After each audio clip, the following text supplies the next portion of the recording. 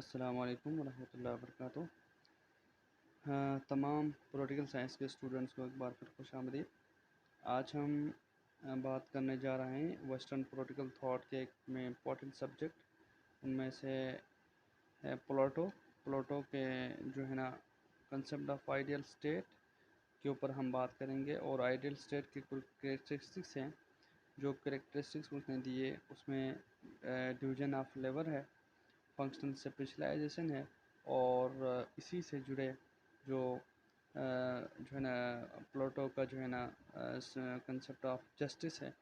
तो आज हम इन्हीं तीन टॉपिक्स पे बात करेंगे। तो चलिए सबसे पहले हम बात करते हैं कि प्लेटो ने जो कंसेप्ट दिया था आइडियल स्टेट का। आइडियल स्टेट का कंसेप्ट सबसे पहली बात यह है कि उन्होंने क्यों दिया।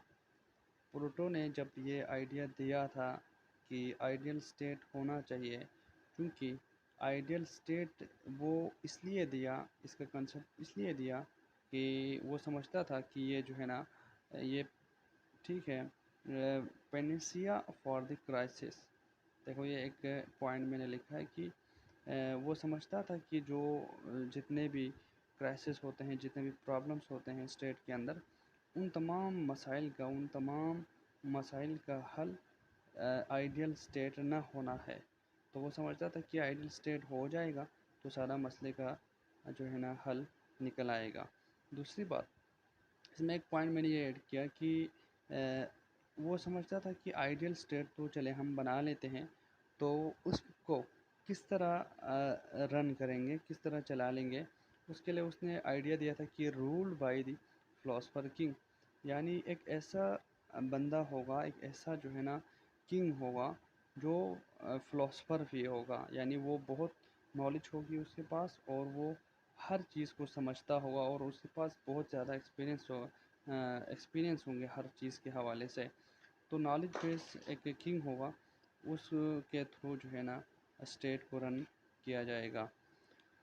और जो फिलोसफर होगा, फिलोसफर को उसने, यानी हम यूँ कह सकते हैं कि यूटोपियन फिलोसफर, यानी एक अगर यूटोपियन कहते हैं ना जो रियल ना हो, यानी तख़य्युलाती तसव्वुराती, तो ज़ाहिर है। और जो उसने दिया उसके ऊपर कुछ क्रिटिसाइज़ करने वाले जो होते हैं, क्रिटिसाइज़ करने वाले उसको कहते हैं कि ये जो फ़िलोसफ़र है ये ना होने वाली चीज़ है, ऐसी बात पॉसिबल नहीं है। और जो स्टेट हैं, स्टेट भी को भी कुछ लोग यूटोपियन स्टेट कहते हैं कि यार ये पॉसिबिलिटी नहीं है।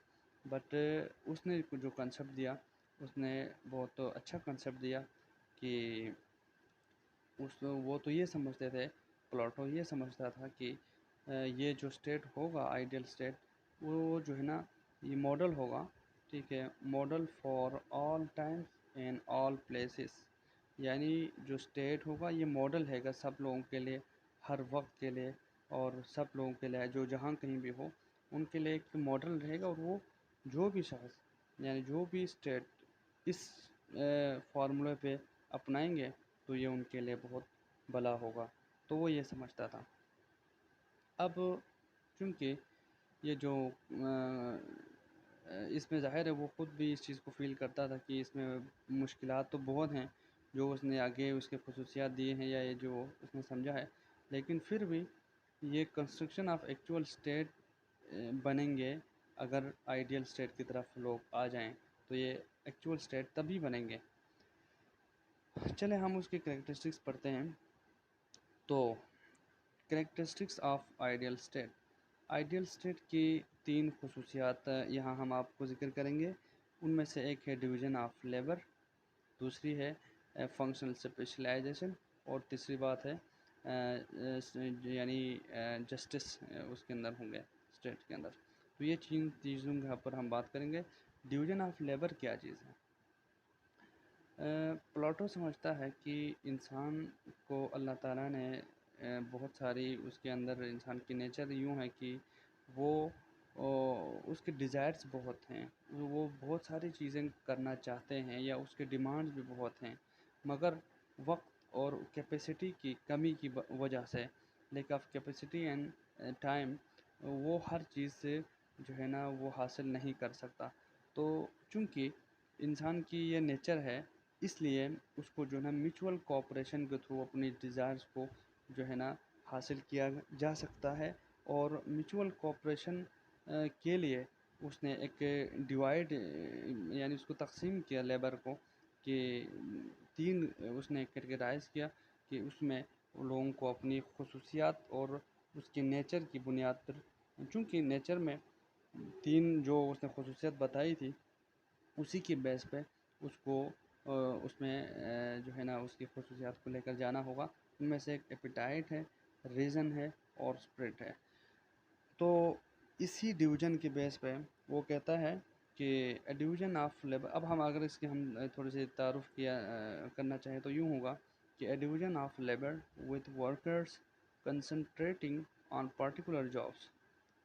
ये उसने इसलिए कंसेप्ट दिया टू इम्प्रूव एफिशिएंसी, यानी स्टेट के अंदर स्टेट को रन थ्रू करने के लिए, उसको सही तरीके से चलाने के लिए वो समझता है कि इंसान को तीन ग्रुपों में कैटेगराइज किया जाए। उन ग्रुपों के थ्रू आप हर ग्रुप में या हर क्लास में मखसूस लोग होंगे, वही क्लास स्टेट को रन करेंगे। और चूँकि ये जो है ना कंसेप्ट उसने इसलिए दिया ताकि हर बंदा हर चीज़ में हाथ ना डालें, बल्कि अपनी स्पेसिफ़िक काम को स्पेसिफ़िक तरीके से किया जाए और दूसरे बंदे उसकी जो है ना कमी पूरा कर लें। इस तरीके से स्टेट सही तरीके से चल सकता है। अगर हम फंक्शनल स्पेशलाइजेशन की बात करें तो वो ये है कि इंसान को जो है ना जो उसकी रूह है, जैसा कि हमने पहले भी बताया कि इंसान के रूह तीन खसूसियात, यानी जो प्लाटो कहते हैं तीन मखसूस खसूसियात में से यानी ये तीन मखसूस खसूसियात उसके अंदर होंगे, एपेटाइट, स्पिरिट एंड रीज़न। यानी एपेटाइट, स्पिरिट और रीज़न, ये तीन खसूसियात हर बंदे के अंदर होंगे, ये प्लाटो कहता है। अगर हम एपेटाइट को अगर लफ्ज़ी मानों में अगर हम उर्दू में समझना चाहें तो इसको आम तौर पर कहते हैं कि ये ख्वाहिश नफ्स या ख्वाहिश कहते हैं। ठीक है, किसी चीज़ में ख़ास रग़बत हो जाना, जल्दी बहकावे में आ जाना या भूख भूख प्यास लगना, ये मतलब ज़ाहिरी चीज़ों के पीछे पड़ना। ठीक है, ये एक इंसानी नेचर के अंदर है कि वो ये चीज़ें करते हैं। दूसरी चीज़ है स्पिरिट, ये इंसान के अंदर है जो जज्बा है, जो हिम्मत है। ठीक है, ताकत, जुर्रत के मानी में ये हम लेते हैं। तो स्पिरिट इंसान के अंदर होता है, बाज़ औक़ात इंसान बहुत जोश जज्बे में आता है। और तीसरी चीज़ है रीज़न। रीज़न को हम उर्दू में उसका मानी ये लिया जा सकता है कि अक्ल व शूर, फ़हम व इदराक होना। ठीक है, ये भी इंसान के अंदर पाया जाता है।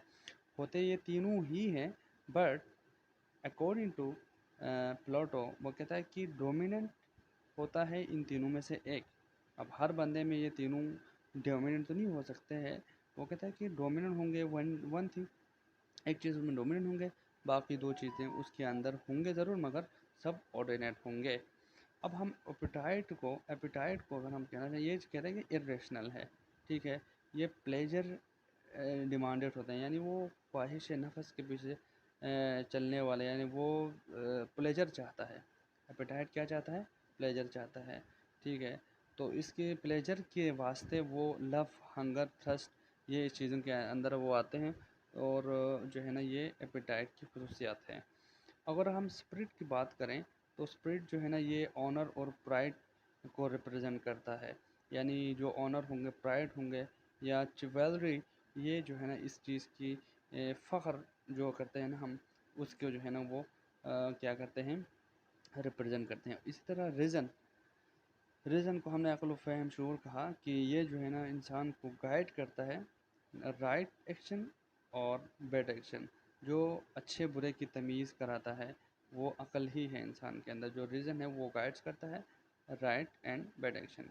और ये जो है ना इंसान को जब अक्ल व फ़हम शऊर किसी के अंदर होंगे तो स्टेट के अंदर ये एक बहुत बड़ा किरदार अदा करता है यूनियन करने में, जोड़ने में। मतलब स्टेट के अंदर जो बाकी लोग हैं, बाकी चीज़ें हैं, उसको यही चीज़ स्टेट को जुड़े रखते हैं। वो उस चीज़ को फ़ायदे की तरफ लेके जाता है और जो स्टेट के लिए नुकसानदेह चीज़ें हैं उसको हटा देते हैं। ठीक है, और अगर हम इसको एज ए इंडिविजुअल देखा जाए तो the workers and the artisan have appetite predominant. जो लोग हैं काम करने वाले निचले तबके के, हाँ इसको हम अगर प्रोड्यूसर भी कह लें तो सही है। तो उनके अंदर क्या होते हैं, एपिटाइट प्रीडोमिनेंट होते हैं, जबकि जो वॉरियर्स होते हैं, वॉरियर्स हैव स्पिरिट डोमिनेंट, उनके अंदर स्पिरिट होता है, ये एक नेचर है, ये उनके अंदर डोमिनेंट होते हैं। और while the rulers have reason predominant, और जो रूलर्स होते हैं, जो ठीक है एडमिनिस्ट्रेटर्स होते हैं, उनके अंदर रीजन प्रीडोमिनेंट होते हैं। ये हो गया फंक्शनल स्पेशलाइजेशन और डिवीजन ऑफ लेबर पे हम बात किया। अब हम आगे चलते हैं जस्टिस। प्लूटो का जो कंसेप्ट ऑफ जस्टिस है, और स्टेट के अंदर जो जस्टिस के ऊपर उसने जो दिया था, वो उसने प्लूटो ने स्टेट के अंदर जो जस्टिस है उसको यूँ डिफाइन किया, द इफ़िशिएंट परफॉर्मेंस, यानी हम यूँ कह सकते कि justice can be define as this efficient performance by the individual of his allotted task in the society. यानी कोई शख्स उसको एक मखसूस उसके अंदर एक स्टेट ने अलॉट किया कि ये टास्क तुम्हारा है, तो वो इन्हीं 3 टास्क में से एक जो उसकी है, वो उसी चीज़ को सही तरीके से परफॉर्म करे, तो यही चीज़ स्टेट के अंदर एक जस्टिस के लिए सबब बन सकता है, यानी जस्टिस का ज़रिया यही है, ठीक है, मंबा यही है। तो जैसे कि हमने पहले भी बताया कि स्टेट के अंदर 3 क्लासेस हैं। अगर हम स्टेट के ऊपर बात करें तो स्टेट के अंदर एक रूलर होते हैं, एक एक्सिलरीज होते हैं जिसको हमने स्पिरिट भी कहा था, और एक प्रोड्यूसर्स होते हैं। तो ये 3 क्लास हैं। 3 क्लास के अंदर जो रूलर्स होते हैं उनके अंदर विजडम होती है, विजडम, और इनकी सोल, कौन सी सोल होती है, उनकी रूह जो है ना रीज़न वाले रूह की कैटेगरी में आता है।